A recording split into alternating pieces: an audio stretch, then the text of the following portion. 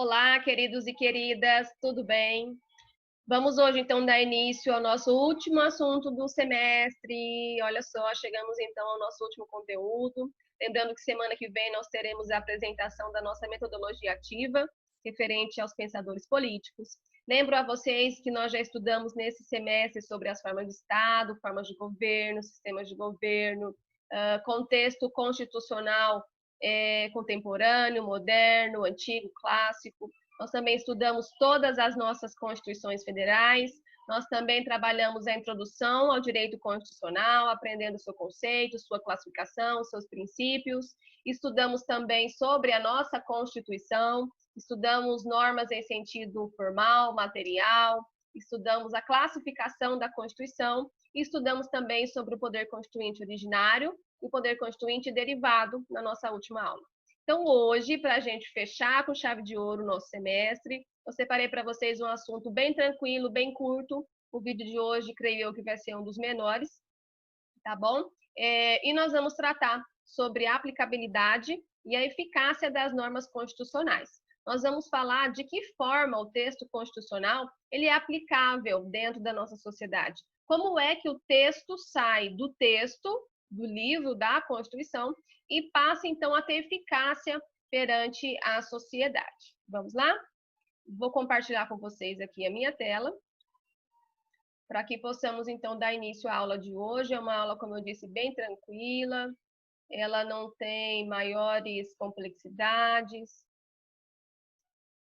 Tenho certeza que vocês vão gostar bastante. Então, vamos lá. Eficácia e aplicabilidade das normas constitucionais.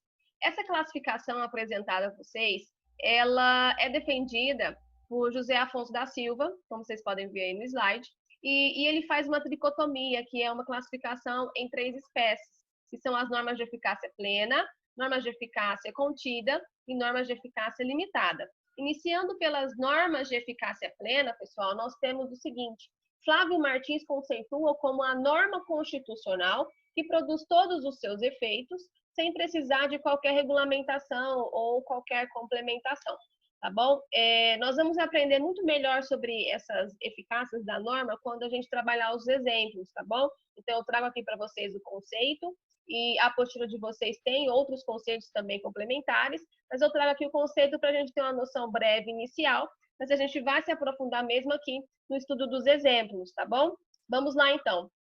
Exemplos de normas de eficácia plena. Lembrando que aqui são exemplos constitucionais, que nós estamos estudando o quê? As normas constitucionais, certo? Então, todos esses artigos aqui estão inseridos, estão insertos na nossa Carta Magna de 88, ok? Então, vamos lá. Artigo 12, inciso 1º, a linha A. Inclusive, nós já estudamos esse artigo em sala de aula antes da nossa pandemia. Acredito que vocês vão se lembrar. E eu trouxe ele aqui não para que nós o estudemos profundamente. Nenhum dos artigos aqui eu trago para que a gente tenha conhecimento pleno do conteúdo, mas para que vocês vejam um exemplo de redação de normas que vão refletir a eficácia que eu quero passar para vocês, tá bom? Então, agora, iniciando por exemplos de norma de eficácia plena, vamos à leitura dos seguintes artigos. Artigo número 12, inciso 1º, a linha A. São brasileiros natos os nascidos na República Federativa do Brasil, ainda que de pais estrangeiros, desde que estes não estejam a serviço de seu país. Percebam que esse dispositivo, ele por si só, ele consegue dar um comando, que é o quê? Estabelecer quem é aquele considerado como brasileiro nato. Ele não dá margem para que uma outra lei venha e regulamente essa condição de brasileiro nato. Ele não dá possibilidade a outra norma que venha restringir o que está escrito nesse texto. Por si só, esse artigo 12, inciso 1º, a linha A, ele se basta, ele dá o comando, tudo bem? No mesmo sentido, o artigo 2º, olha só, são poderes da União, independentes e harmônicos entre si, o legislativo, o executivo e o judiciário. Percebam que, do mesmo modo, este artigo 2º, ele não precisa de uma norma futura para poder regulamentar ou ainda para poder limitar o que está escrito aqui. Porque o texto, ele por si só consegue estabelecer o que ele quer dizer. Olha só, são poderes da União, independentes e harmônicos entre si, o legislativo, o executivo e o judiciário. Pronto, não tenho dúvidas, não preciso de uma outra norma e nem tenho possibilidade de limitação ou de restrição. Igualmente, o artigo 5º, inciso 4º, ele dispõe que é livre a manifestação do pensamento, sendo vedado o anonimato. Pronto, é livre. A manifestação do pensamento é livre. E o anonimato, ele é vedado. E pronto, por si só se basta. E, por fim, eu trouxe o exemplo do parágrafo 1º, artigo 18, que é o exemplo clássico do que vem a ser uma norma de eficácia plena. Olha só, Brasília é a capital federal. E pronto. Percebam que ele, por si só, consegue dar o comando. Por si só, o parágrafo 1º do artigo 18, ele consegue passar uma mensagem, ele consegue ter uma eficácia. Perceberam? Porque a partir desse texto, eu digo que Brasília é a capital federal. Eu não coloco nos braços, no colo de uma outra lei que vai vir para poder regulamentar, para dizer se é Brasília, se é Porto Velho, se é Cuiabá. Não, é Brasília e ponto. Tá bom? Vamos dar continuidade. Tenho certeza que até o nosso último exemplo de eficácia limitada, vocês vão pegar bem tranquilo isso daqui. Tá bom? Então, nós vimos os exemplos de normas de eficácia plena. Agora, a gente entra, então, nas normas de eficácia contida. Olha só. De acordo com Flávio Martins, é a norma constitucional que, apesar de produzir todos os efeitos, pode ter sua eficácia reduzida por conta de lei infraconstitucional. Alguns artigos da Constituição permitem expressamente que haja restrição por parte de normas infraconstitucionais. Vamos lá, como eu disse a vocês, pelos exemplos, a explicação ficaria muito mais simples. Olha só, exemplos de normas de eficácia contida. Iniciando aqui, então, pelo artigo 5º, inciso 58, vejam só, acompanhem a leitura. O civilmente identificado não será submetido à identificação criminal, salvo nas hipóteses previstas em lei. Se vocês verificarem, até a leitura aqui do comecinho, olha só. O civilmente identificado não será submetido à identificação criminal. Se esse texto finalizasse aqui nessa parte inicial, deixa eu pegar minha canetinha aqui. Se ele se encerrasse aqui, ó, aqui, nós teríamos uma norma de eficácia plena. Se esse texto viesse somente até a vírgula. Porque nós teríamos o seguinte: o civilmente identificado não será submetido à identificação criminal. Ok. Comando pleno, norma de eficácia plena. Só que o texto continua. E como é que ele continua? Salvo nas hipóteses previstas em lei. Então, aqui eu tenho uma possibilidade de quê? Eu tenho a possibilidade de restrição. Perceberam? Porque se eu tiver uma norma, uma lei dizendo que eu posso identificar criminalmente aquele que já foi civilmente identificado, eu vou estar restringindo a eficácia desse dispositivo. Porque, olha só, o civilmente identificado não será submetido à identificação criminal, a não ser que, salvo nas hipóteses previstas em lei. Vamos ler, então, o artigo 5º, inciso 13, em que ele dispõe, né, melhor dizendo, o artigo não diz, ele dispõe, ele assevera, ele preconiza, o artigo não fala, o que dispõe o artigo 5º, inciso 13. É livre o exercício de qualquer trabalho ou ofício ou profissão. Até aqui, o que é que a gente teria se esse texto se encerrasse aqui nessa vírgula? Até a vírgula, nós teríamos uma norma de eficácia plena. Porque olha só como seria a leitura. É livre o exercício de qualquer trabalho, ofício ou profissão. Joia, é livre. Eu posso ser médico sem CRM, eu posso ser advogado sem OAB. Ótimo. Mas não é assim que diz o texto constitucional. Continuando, olha só o que vem à frente.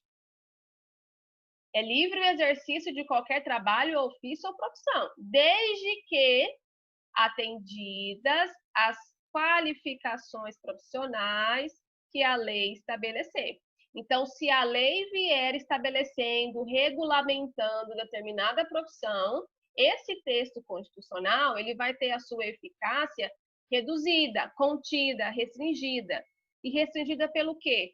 Por uma lei infraconstitucional. Por exemplo, eu que sou advogada, não me bastava somente ser bacharel em direito. Por quê? Porque eu tenho uma lei que ela estabelece a necessidade de submissão a determinados requisitos para que eu pudesse ser considerada advogada, dentre eles a submissão ao exame da ordem. Então, isso é uma qualificação profissional exigida por lei.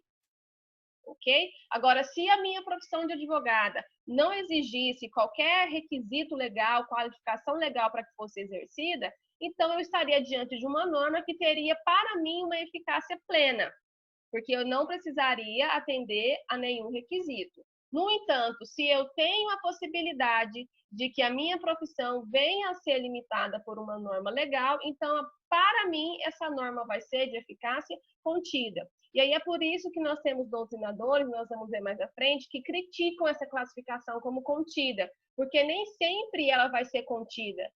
Em determinados casos, ela pode ser plena, como nesse exemplo que eu dei. Nas profissões, por exemplo, uma diarista, ela não precisa de qualificação com base na lei. Qualquer um pode ser. Assim como outras várias profissões, um vendedor, um pedreiro, ele não precisa. Perceberam? Mas, à luz da classificação de José Afonso da Silva, norma de eficácia contida é o quê? É aquela que pode vir a sofrer restrição por uma lei futura, que é o caso dos artigos que nós já lemos, e para finalizar a gente vai ler o último exemplo, que é o artigo 12, parágrafo 2º. A lei não poderá estabelecer distinção entre brasileiros natos e naturalizados. Mais uma vez, se esse dispositivo legal se encerrasse aqui na vírgula, nós teríamos uma norma de eficácia plena, porque ficaria assim a redação. A lei não poderá estabelecer distinção entre brasileiros natos e naturalizados. Ok, fechou. Mas aí eu venho aquela condição, exceto que, a não ser que, salvo que, vamos lá, salvo nos casos previstos nesta Constituição. Então, percebam que até a Constituição, ela pode vir a ser limitadora, ela pode vir a restringir uma norma que inicialmente poderia ser plena. Então, por exemplo, alguns cargos, como presidente da República, presidente de Senado, de Câmara, ele não pode ser exercido por brasileiros naturalizados, tem que ser brasileiro nato. E isso é um exemplo de restrição a essa não distinção, a essa igualdade entre brasileiros natos e naturalizados.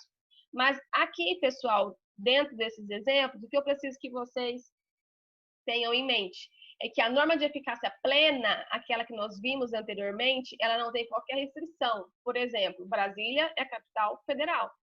Fechou, acabou ali, eficácia plena. Agora, quando eu tenho uma norma e depois eu dou inicialmente o comando, ela parece ser plena, ela vai indo, de repente eu encontro um muro.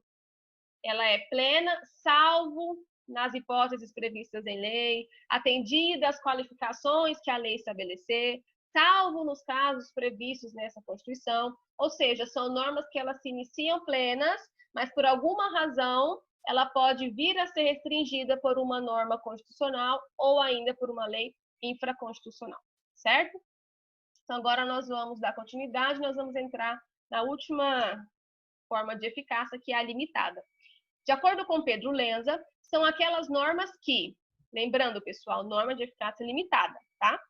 São aquelas normas que, de imediato, no momento em que a Constituição é promulgada ou entra em vigor, não têm o condão de produzir todos os seus efeitos, precisando de norma regulamentadora infraconstitucional a ser editada pelo poder, órgão ou autoridade competente, ou até mesmo de integração por meio de emenda constitucional. Calma, não se preocupem, nos exemplos tudo vai ficar muito mais claro. Olha só.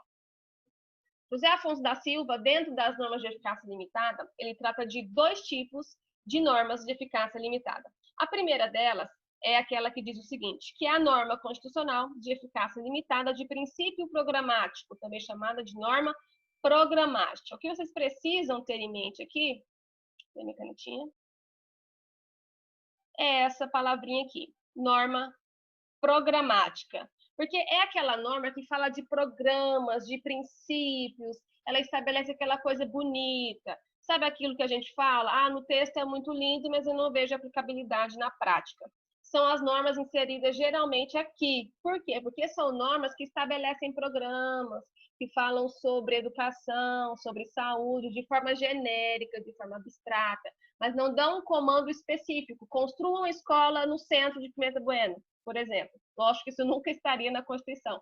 É para vocês verificarem que não há algo de concreto. Vamos lá, vamos dar uma lida. Artigo 205 e depois o artigo 196. Olha só o artigo 205.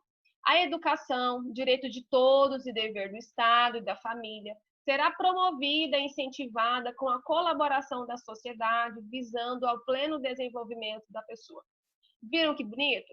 É muito bonito, mas me diz qual a aplicabilidade disso na prática? Por si só, nenhuma. Ainda que daqui nós possamos extrair princípios, comandos, por exemplo, aqui diz que a educação é direito de todos e dever do Estado e da família, certo? Aqui nós conseguimos extrair princípios, comandos, ainda que indiretos, certo? Mas aquele comando específico, como, por exemplo, Brasília, capital federal, e pronto, já está estabelecido isso. Aqui nós não temos, nós temos aqueles programas, aquela situação bem abstrata. Olha só o que diz o artigo 196. A saúde é direito de todos e dever do Estado, garantido mediante políticas sociais e econômicas que visem a redução do risco de doença e de outros agravos e ao acesso universal e igualitário às ações e serviços para sua promoção, proteção e recuperação. Geralmente, norma programática é aquela norma bem bonitinha, aquela norma que você fala assim, nossa, que lindo, mas você não consegue extrair dela um comando, crie, faça, ok? Então, vamos agora à segunda forma de norma de eficácia limitada. Olha só. Que é a norma constitucional de eficácia limitada, de princípio institutivo.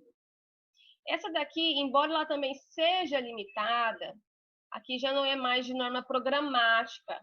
Aqui eu tenho um certo comando, mas eu dependo de uma norma infraconstitucional para que o meu comando constitucional possa ter eficácia e aplicabilidade na sociedade. Olha só, artigo 37, inciso 9 da nossa Constituição Federal.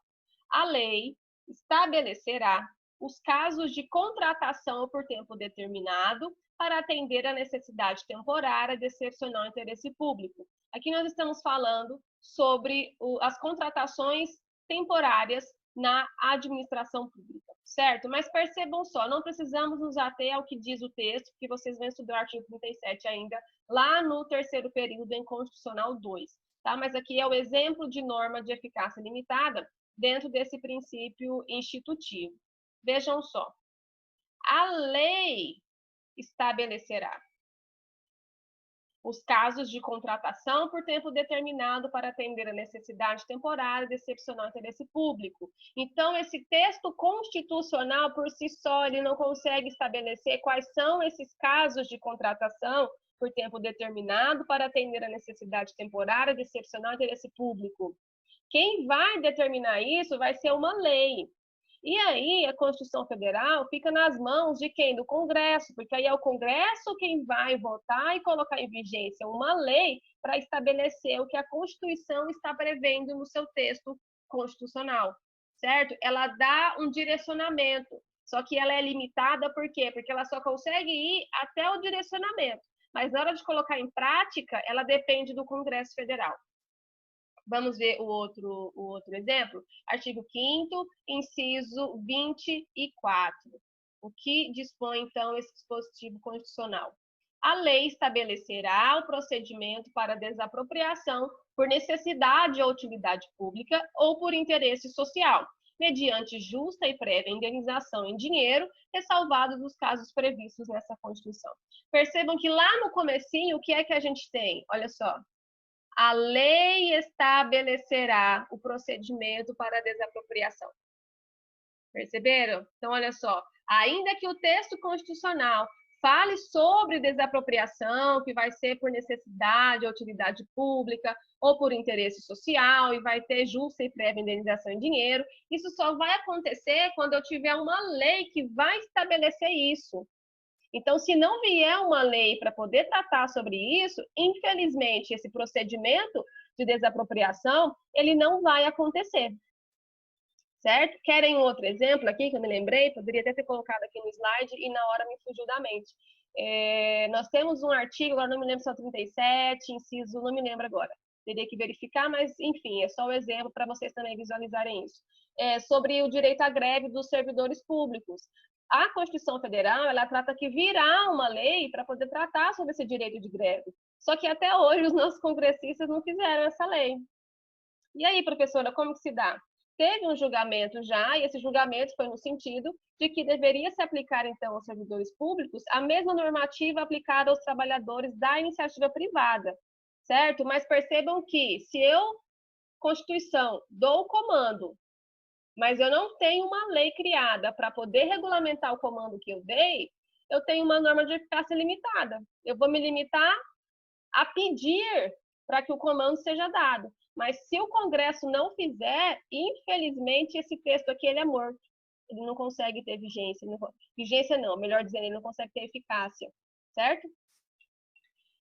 Pessoal, essas são as classificações. O que eu vou apresentar para vocês agora são as críticas. Nós temos algumas críticas com relação a essa clássica classificação do José Afonso da Silva. Separei para vocês as críticas de Manuel Gonçalves Ferreira Filho, Pina, que é um autor argentino, Luiz Roberto Barroso e Rogério Gesta Leal. Eu sou bem fã do Barroso, gente, já falei isso em sala, né? Ele para mim é um dos mais coerentes ali no Supremo. Lógico que nem sempre eu concordo com tudo que ele fala, o que é normal, né? Mas ele é um dos mais coerentes lá dentro. Diferente de outros, né? Mas não vem ao caso. Então vamos lá, para fechar, porque eu acho que já deu mais do que 15 minutos, que era o que eu previ inicialmente para essa aula. Olha só, por que é que Manuel Gonçalves Ferreira Filho, ele critica essa classificação? Porque ele fala o seguinte, a gente até falou sobre isso, é que não teria necessidade de se separar a norma de eficácia plena da norma de eficácia contida, porque ambas são plenas. Na visão dele, a única diferença é que a norma de eficácia contida, ela pode vir a ser restringida, porque se eu nem tiver a lei, se eu não tiver a criação da lei, que vai restringir o comando constitucional, não tem uma norma de eficácia plena. Então, na visão dele, não deveria ter essa distinção entre plena e contida. Na visão dele, seriam a mesma coisa, só que uma pode vir a ser restringida, ou contida, ou reduzida por uma lei posteriormente criada, ok? Já Pina, que é um autor argentino, ele critica o seguinte, ele não aceita a possibilidade de se ter normas constitucionais dependentes de um texto infraconstitucional. Era aquilo que a gente falava agora há pouco. O que ele critica é o fato de existir norma constitucional que, por si só, se ela não tiver a criação de uma lei futura, ela é morta. Porque, como a gente percebeu, as normas de eficácia limitada, por si só, elas não têm eficácia. Elas ficam presas, elas ficam dependentes de todas as formas do Congresso Nacional. Lógico que nós temos alguns comandos, nós temos, por exemplo, o mandado de injunção, nós temos também a questão da inconstitucionalidade por omissão, mas isso são mecanismos constitucionais para que a gente possa tentar aplicar, colocar em prática o que está nessas normas. Mas não se preocupem, já falei até demais, não é assunto para esse período de vocês. Mas a crítica do Pina é justamente isso. Poxa vida, eu tenho a pirâmide de Kelsen, né? Lá em cima, quem está lá em cima? Constituição Federal. Então, poxa, por que é que ela, então, que é o ápice, ela precisa se submeter a uma criação de uma norma infraconstitucional para que ela possa, então, ter validade? Que pirâmide de Kelsen é essa? Perceberam? Essa é a crítica dele. Já o Barroso, ele fala o seguinte, que não vale o escrito, então. Se eu tenho uma norma de eficácia limitada, dependente de um texto infraconstitucional, dependente dos congressistas, e como bem sabemos, eles tomam decisões, em sua grande maioria, motivadas por questões políticas, então não vale o que está escrito. Está muito lindo, muito bonito, que todos têm direito à saúde, à liberdade, à igualdade, mas se eu não tenho normas que coloquem isso em prática, então não vale o que está escrito na Constituição Federal. Lógico que ele fala isso com relação a essas normas de eficácia limitada, né, pessoal? Ele não critica o texto constitucional como um todo, porque nós temos normas maravilhosas na nossa Constituição, tá bom? Só fazendo um adendo aqui para que ninguém saia falando, meu Deus, a nossa Constituição Federal ela é inútil, né? Não é isso. Ele se reporta a essas normas de eficácia limitada, certo? A crítica deles são somente a essas normas. E, por fim, nós temos Rogério Gesta Leal, em que ele também critica essa possibilidade do texto constitucional ficar dependente a uma norma infraconstitucional, porque ele fala, então, que a gente fica naquela visão de um futuro promissor, porque ele fala de coisas muito bonitinhas, só que essas conquistas sociais que foram colocadas na Constituição, que tornaram esses textos bonitinhos, são ineficazes. Do que adiantou tanta conquista social para que se constasse na Constituição esses vários direitos, a gente fica dependente do deputado federal e do nosso senador da República. Então, como vocês podem perceber, tanto o Pina, como o Barroso, como o Rogério Gesta Leal, eles falam cada um na sua maneira, à sua maneira, mas eles criticam a mesma coisa, a possibilidade de existirem normas de eficácia limitada dependentes do Congresso Nacional. Certo, gente? Então, a gente encerra aqui a nossa aula. Espero que vocês tenham gostado, espero que vocês tenham absorvido a nossa matéria, tá bom? Se ficou alguma dúvida, pelo amor de Deus, não deixem de me procurar, tá bom? Eu vou estar disponível no nosso grupo. E é isso, tá bom? Não esqueçam do formulário de presença, tá bom? Vai estar lá também. E é isso, galera. Qualquer dúvida, me procurem. Semana que vem, metodologia ativa. E até lá. Beijo!